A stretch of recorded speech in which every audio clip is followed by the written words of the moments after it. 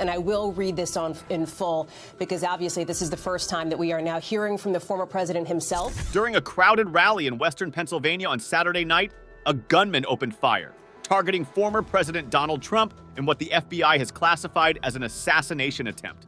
The shooting erupted just minutes before 6:15 p.m. in Butler, a city about 35 miles north of Pittsburgh.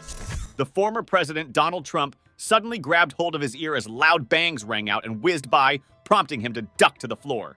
The Secret Service swarmed around him as piercing screams were heard from the MAGA crowd. Trump was taken to the hospital for treatment before being later released. Spokesman Stephen Chung said Trump is fine and being checked out at a local medical facility, while the former president's eldest son, Donald Trump Jr., said his father is in great spirits.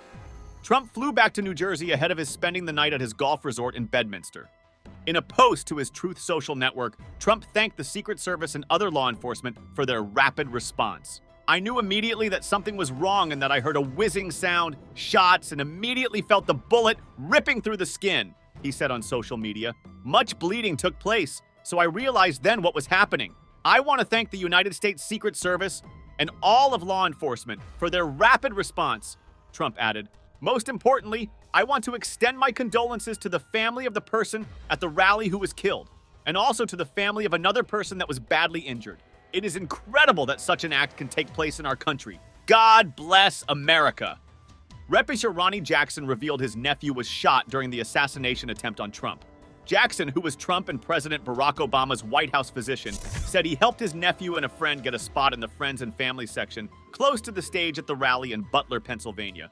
He told Fox News on Saturday night that his relative was grazed in the neck and bleeding. "They heard the shots and everybody dropped to the ground and he was grazed in the neck. A bullet crossed his neck and he was bleeding," Jackson said on Fox News. "This is my nephew. They were there. I set them up. They went to the rally." Yes, Sean. So my nephew was at the event tonight, and they were in the friends and family pen, and they heard the shots, and everybody dropped to the ground. And I don't know if you guys have the picture or not, but he was grazed in the neck. A bullet crossed his neck, cut his neck, and he was bleeding. This is your he got up. Congressman, this is your nephew. Yeah. Yeah. This is my nephew. They were there. I'd set them up. They went to the rally. They were in the friends and family pen, which was just to the president's right, down a little bit lower on the left on the screen, but to the president's right in the line of fire. And they heard shots coming in. Apparently, there was someone also that were 4 or 5 rows behind them that was critically injured. Whenever he was shot, they realized that a bullet had grazed his neck.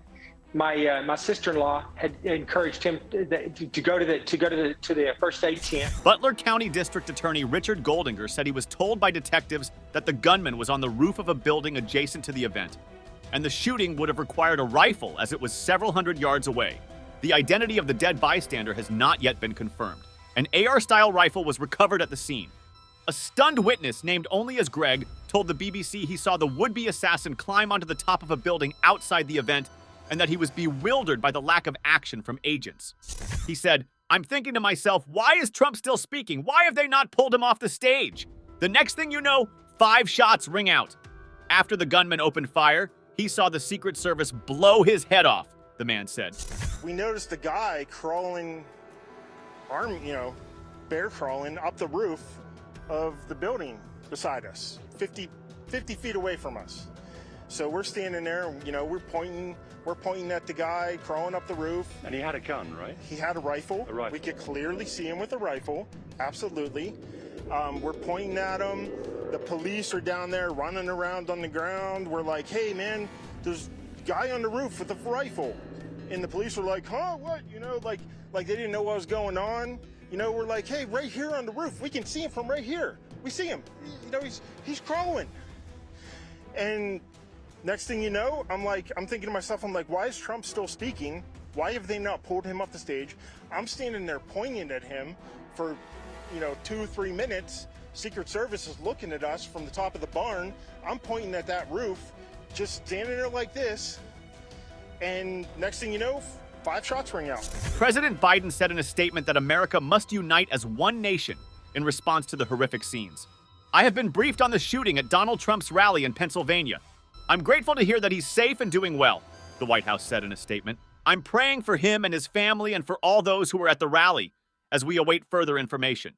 In a press conference later in the evening, Biden described the incident as sick and said there is no place in America for this kind of violence. I hope I get to speak to him tonight, Biden said of his 2024 opponent.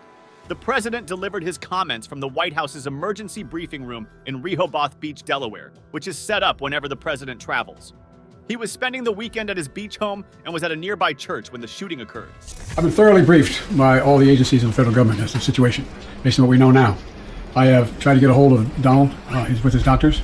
Apparently he's doing well. I plan on talking to them shortly, I hope, when I get back to the telephone. Look, there's no place in America for this kind of violence. It's sick. It's sick. It's one of the reasons why we have to unite this country. We cannot allow for this to be happening. We cannot be like this. We cannot condone this. And so I want to thank the Secret Service and all the agencies, including the state agencies, that have been engaged in making sure that people, and we have more detail to come relative to other people may be injured in the audience. I don't have all that detail. We'll make that available to you. I may be able to come back a little later tonight, but we'll put out a statement if I'm not able to if it's not convenient for you all. But the bottom line is, the Trump rally was a rally that he should have been able to be conducted peacefully without any problem. But the idea that there's political violence or violence in America like this is just unheard of. It's just not appropriate. Everybody must condemn it. Everybody. I'll keep you informed, and if I'm able to speak to Donald, I'll let you know that as well. So far, it appears he's doing well, number one. Number two, that there's thoroughly investigating what happened to anyone else in the audience. We have some reports, but not final reports.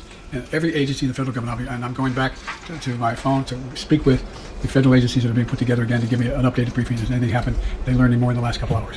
So thank you very much, and I hope I get to speak to them tonight, and I'll get back to you if I do. Okay? Mr. President, do you think this was an assassination attempt? I don't know enough to. I have an opinion, but I don't have any facts. So I want to make sure we have all the facts before I make any more comments. Thank you.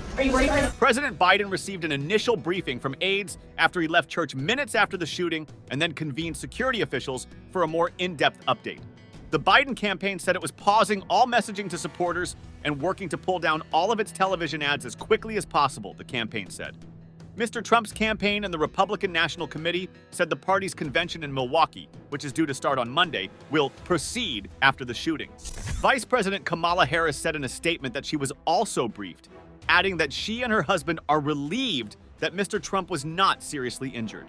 Violence such as this has no place in our nation, she said. We must all condemn this abhorrent act and do our part to ensure that it does not lead to more violence.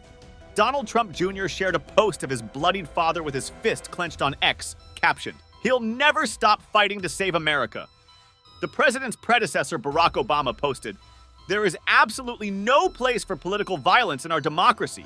Although we don't yet know exactly what happened, we should all be relieved that former President Trump wasn't seriously hurt and use this moment to recommit ourselves to civility and respect in our politics.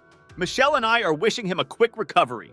Other well-wishers have already rushed to support Trump, with Prime Minister Sir Keir Starmer, former PMs Boris Johnson and Liz Truss, and Reform UK leader Nigel Farage among those reacting to the assassination attempt. The Prime Minister posted on X, formerly Twitter, "I am appalled by the shocking scenes at President Trump's rally, and we send him and his family our best wishes. Political violence in any form has no place in our societies, and my thoughts are with all the victims of this attack." Mr. Johnson said it was a miracle that Donald Trump escaped an attempted assassination. Writing on X, the former conservative prime minister added, "As we give thanks for his safety, we are reminded once again of the tragic fragility of democracy in the face of violence and unreason. Our thoughts are with the president and the Trump family." Mr. Farage said, "Mainstream media have spread a narrative of hatred against my friend Donald Trump. I hope they are proud of themselves. Disgusting people." Elon Musk, who is the chairman of X, said, "I fully endorse President Trump and hope for his rapid recovery." He then added, "Last time America had a candidate this tough was Theodore Roosevelt." Pennsylvania Governor Josh Shapiro condemned the shocking scenes in his state. "Violence targeted at any political party or political leader is absolutely unacceptable," Shapiro said on X. "It has no place in Pennsylvania or the United States. I have been briefed on the situation. At Piast State Police are on the scene in Butler County and working with our federal and local partners." An emergency room doctor at the Trump rally revealed how he performed CPR on a member of the crowd after the attempted assassination.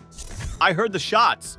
I thought it was firecrackers to begin with. Somebody over there was screaming, 'He's been shot! He's been shot!'" said the man who had blood splattered all over his white USA shirt. So I made my way over.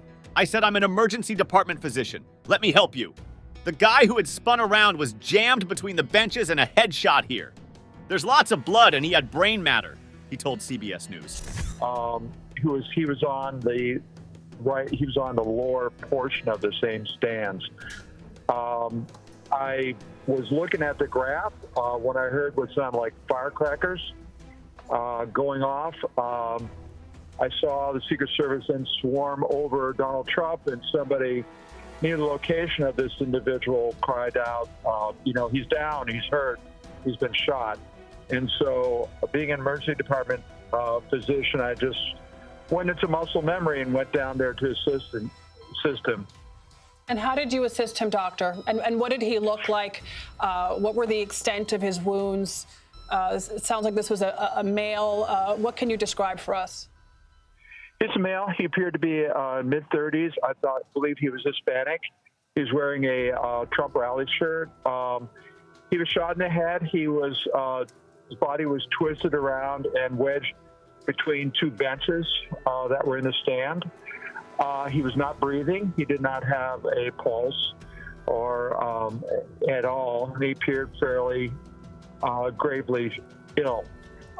With the help of 3 other people, I was able to get him back up on a bench, and I administered CPR. I breathed for him, standard CPR, and also did chest compressions. There was a lot of blood that was spilt on the stands where he lay, as well as brain matter.